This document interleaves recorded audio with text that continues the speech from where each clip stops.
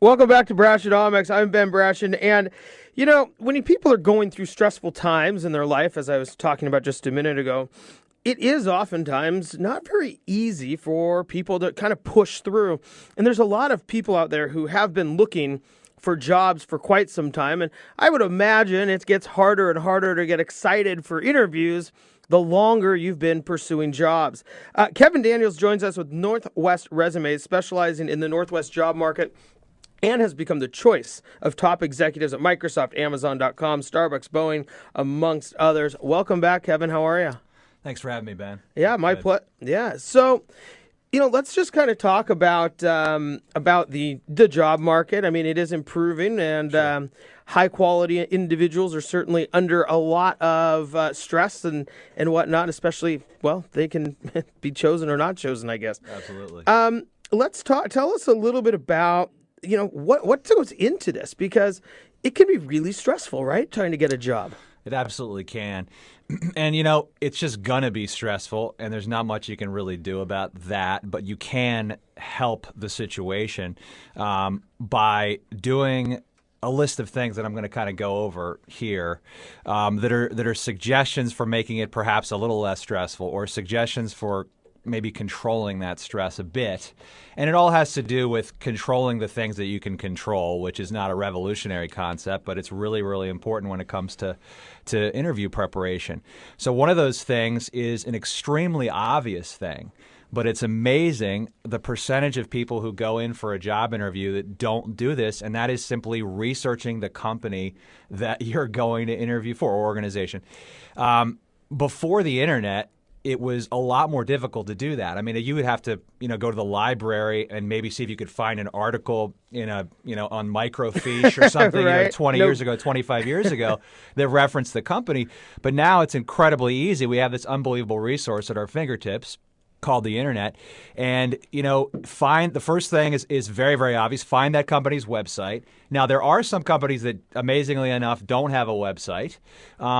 If that's the case, you can still find reference to those companies. There's generic company listings that will at least give some basic information about that company. Obviously not in as great a detail as it would be if you found the actual website. But there's companies out there you can Google and nothing comes up. There actually are. It's amazing, because when I work with clients, I'll see the name of the company, that's the most recent company they've been working for, on their existing resume, and I'll look it up. No website, but you could find, like, on Dun and Bradstreet or some such listing where you'll at least get the number of employees, you'll get the industry, and some other information that might be helpful at least. But obviously, most will have a website. So go to that website. And then what do you do once you get to that website? A great thing to do, and I'll stop banging the table there, Ben. I just think you're excited. It's an incredibly exciting topic. It is. For people who need a job, Right. Trust me, it's exciting.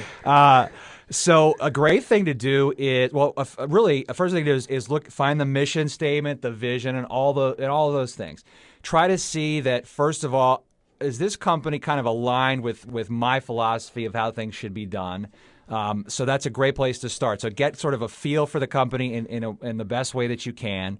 Find out if there is a section in that for that company that references media. So if there's any articles about the company, try to find out anything recent that you possibly can. That, let's say it's a company that develops products. What are some recent products that they've developed? Why have they developed these products? Have they started going into a new channel? Have they adopted a new business strategy recently?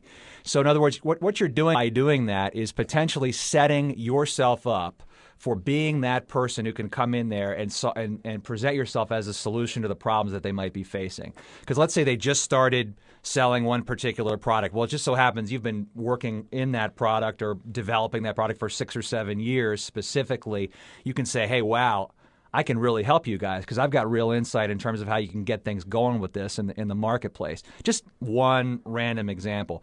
But you're never going to uncover those things unless you go on the website and do that research. And, it would seem also that any employer or anybody who's going to be interviewing you wants to know that you at least want to work there for a reason. Exactly. Rather than just, well, I don't know, I got an interview. Exactly. And that's another good point, too. one of the most common, and I'm going to try to focus more on like the things you should do as opposed to what you shouldn't Sure. do this time around. But one of the common mistakes that people make is they do tend to believe before they even interview that this is like their dream job or this is their dream company. Presumably, if you're going to subject yourself to the painful process of an interview, you probably think you've already figured out like this is your job or this is your place. But it is just as much it's just as much an opportunity for discovery for the interviewee as it is for the interviewer. And so you should apply that sort of consultant mentality in terms of you're really, really trying to find out, is this the right place for me? Is this job the right job for me? And the only way that you can do that the best is if you go in there with not having this sort of submissive mentality of I'm just going to try to deflect as many of these questions that are coming my way. So like you're the anti-politician. Yeah, exactly. So you're not the goalie. You want to be the one taking the shots more than you want to be the goalie, if you want to use a sports analogy.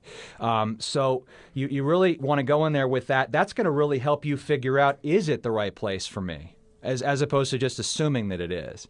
So we're going to get into that a little bit later in terms of you definitely should have questions for them, but what are the best questions to ask them as opposed to just asking them some question that's going to be a yes or no response and they can just easily sort of get out of it without telling you any information. So there's almost some training on not only the questions you're asking, or you're going to be asked, but also the questions you're asking. Exactly. And so I wanted to talk about that first before I jumped into the types of questions you're going to get. And that's obviously very important as well. And we do have about 3 minutes before we have to go to break, so we'll cruise through them. Sure. Okay, so there's behavioral questions and there's general questions. Okay, so the behavioral questions are the ones that are, can you give me an example of a time when, I don't know, you had to deal with a difficult customer? Okay, so this is not revolutionary, but there's an acronym to remember on how to answer those kinds of questions. And if you do it the same way every time, it's a very professional presentation and you'll stay on point. You'll actually answer the questions. That is the word SPAR. So you start out with a situation or a problem.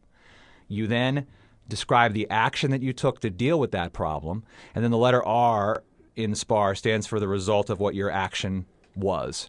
If you answer those questions in that way, you will remember, first of all, you probably stay on topic a lot better and you won't run off onto a tangent the way you might if you didn't have a structure or a framework in your mind going into answering that kind of a question. I would actually recommend practicing handwriting out answers to common behavioral questions the night before the interview. That gets a lot of different answers into your subconscious, helps you to pull them out of nowhere right off the top of your head. It's like how I used to study for tests. Just cram it all in the night before and then go do it. It's good. It's a good way to do it. And you can all you do is just punch in examples of behavioral interview questions on the internet. You'll get literally about 1,000 of them that you'll have. And the first 35 or so should be the most common ones. So there is a lot of practice that can go into this. And, at the very beginning, we talked a little bit about, just alleviating some of the stress right before the big moment, right before you go into the interview. Right. And in this case, it's really a learning experience. It is. And what I've found just from talking with clients who I've worked with on interview coaching is just the mere fact that they've done any preparation at all helps tremendously with the stress.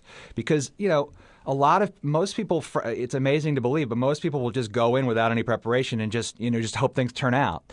And if you just do some work, if you just do some preparation, your confidence is such an important thing anyway. And if you feel more confident, you're going to project confidence, assertiveness.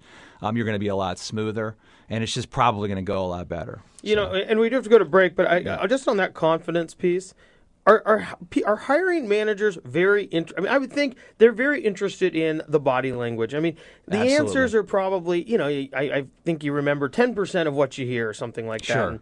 But you remember how somebody makes you feel. Right. If somebody makes you feel as if they can do the job, Yep. that would Yes. seem that would be a huge indicator, and that confidence would be key in accomplishing that. Perfect. Yeah, great point.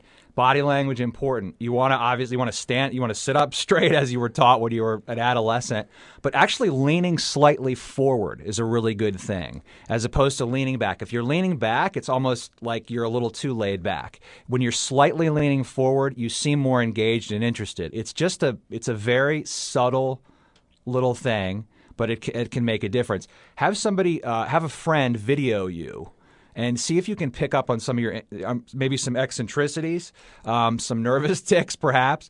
I mean, if you have something serious, a neurologist might help. But I mean, if Xanax right. never hurt anybody, right? But if it's something that can be easily corrected and it's just a subtle thing that you do, like a tell in poker or something like that, then you can take care of that. Well, Kevin, it sounds to me like maybe having that little Secret Service earpiece in your ear and having you on the other end may help also. So there could be your next business. Yeah. Hey, Kevin, thanks so much for joining us again. Kevin Daniels with Northwest Resume.